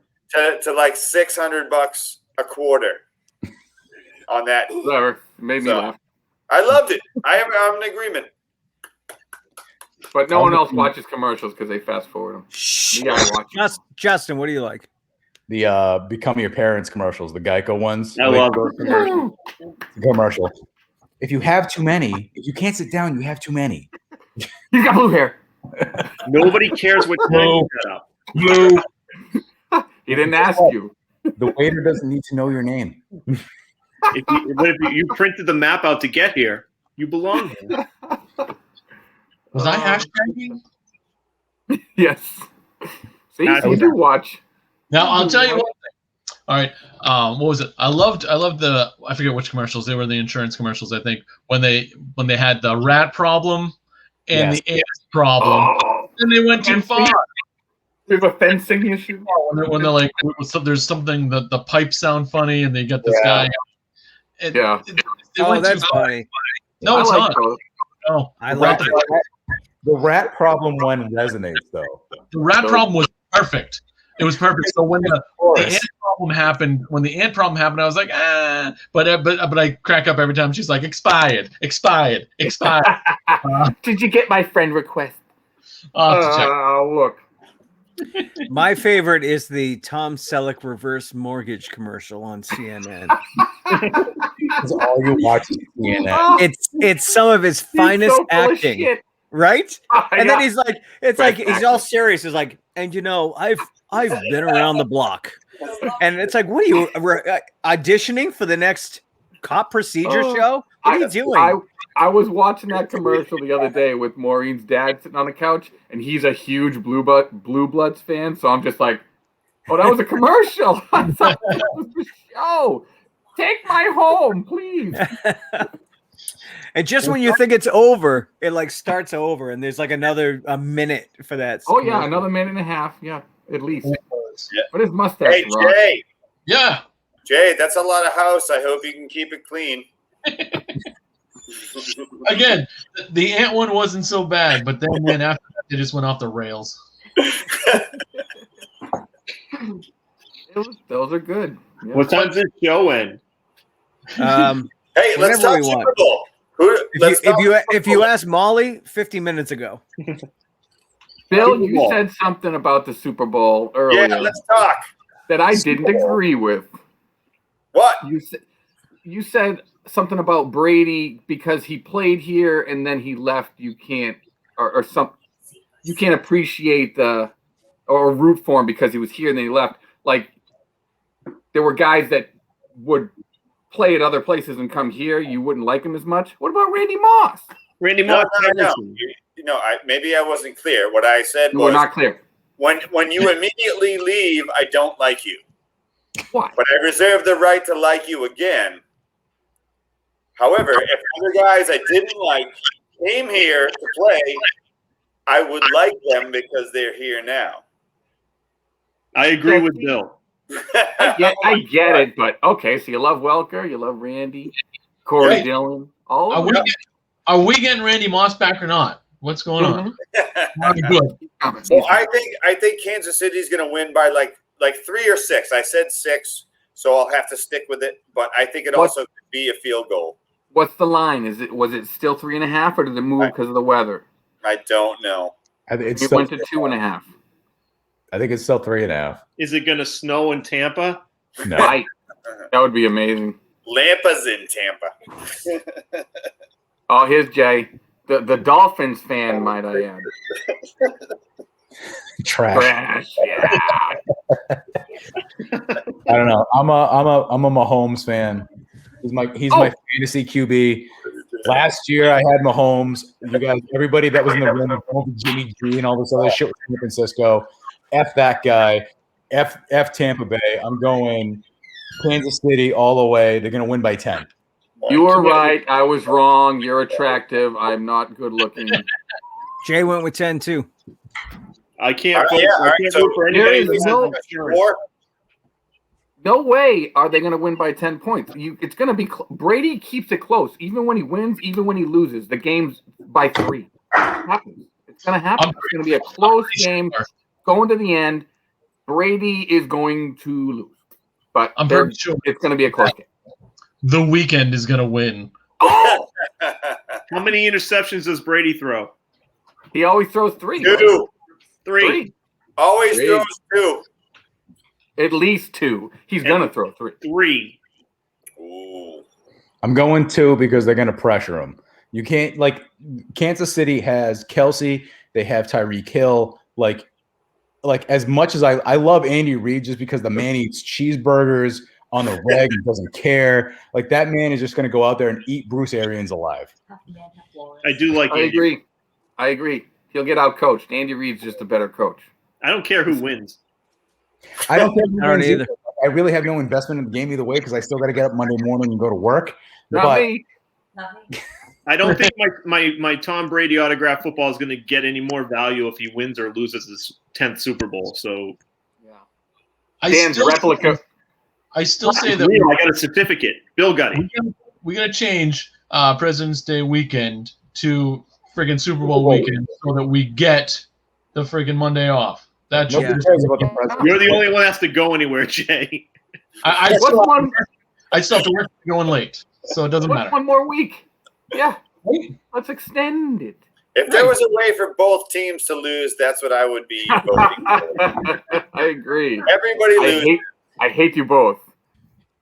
I don't know. Kansas City was fun to watch this year. Tampa was fun to watch this year. It's going to be a good Super Bowl. I think it's going to be a good game. I think agree. It's fun to watch. But How many wings will I eat? 12. It's a good bet. Yeah, but It's a good even bet. side Well, bet, how many wings versus drumsticks are you going to eat? Oh, the flats Oh. of drummies. Now we're talking Yeah. versus Wings drummies. versus drummies. The ice cream drumsticks. I love 7 and 5. I'm going 7-5. I would go 7-5 drumsticks because I think you eat drumsticks more than the wings. No, I like the wings more I actually. like the so- wings too. Okay, But we don't know. I mean, we don't know what the situation's going to be like. Maybe there'll be more wings than drumsticks. So Might snow. Are you ordering wings? Where's everyone getting food from? I eat whatever. JP's, PJs. PJs. Making it myself. Yeah, I'm probably just gonna cook my own wings. I'm not gonna. What? Okay, so who's got the best wings? I'm going to say that. Hold on. Let me go first. Water Street Meat Market. I have two. Water Street Meat Market and Greenhouse. I had Greenhouse wings the other night. Fantastic. Jay. Greenhouse. Absolutely awesome. Justin. Greenhouse are good. I like PJ's wings better because they do the smoked wings. I like the carnivores in Milford used to be my favorite, and then they disappeared. I have no idea what happened to them. They're just gone. They make Red Heat smokes them too. They're good. Yeah, so now I go PJ's because they have the smoked wings, and then you put whatever sauce you want on them. I heard such a great thing about Red Heat, and I tried their wings a couple times, and I didn't like them. I hated it. Bill. I'm gonna say if I'm buying wings, I'm getting from Commonwealth Barbecue in Rentham because they have smoked wings there. If I'm cooking them myself, I'm getting Big Y supermarket beer can wings and put them in the air fryer. Sweet. Jeff.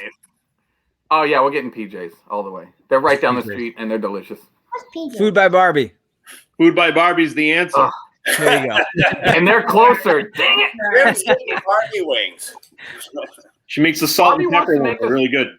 Does she do curbside pickup? Yes. There's $100 charge though. Yeah, nice. All right. Going to PJ. Totally worth it. All right. I'm gonna go watch Wanda. Oh, I already watched it. Today's? Yes. Was it as good as last week's? Better. Oh. Last week was awesome. It gets better and better because it's so fucking confusing. Yeah. That it can only get better. I love that show. So I will tell you, it did go to the 80s. I knew that was going to happen. Yeah. 80s sitcom. That was Family Ties, right? Jay's doing tell again. Sorry. They do a whole intro to the TV show, which everyone here will appreciate. All right. Franken Hooker. So it's the whole like title sequence to an 80s TV show. And then there's a special guest that pops up. All right. I don't want to go into more. You already told me about that Will Ferrell Tina Fey movie. You told me the whole movie. It's been out for a while. Jay, can I borrow the other one? That's a favorite right there, buddy. Now, Weird Science. Is that a videotape? I got it. Oh, there you go. Balls. 3. Not even. Yeah, 3. Jay, you have April Fool's Day. Hope you can keep it clean. Love April Fool's Day. Goodbye, gentlemen. Right. Goodbye, everybody. Hey, thanks for watching, everybody, to the Rays Happy Hour thing. And bye, guys. Yeah. Thanks for watching the thing.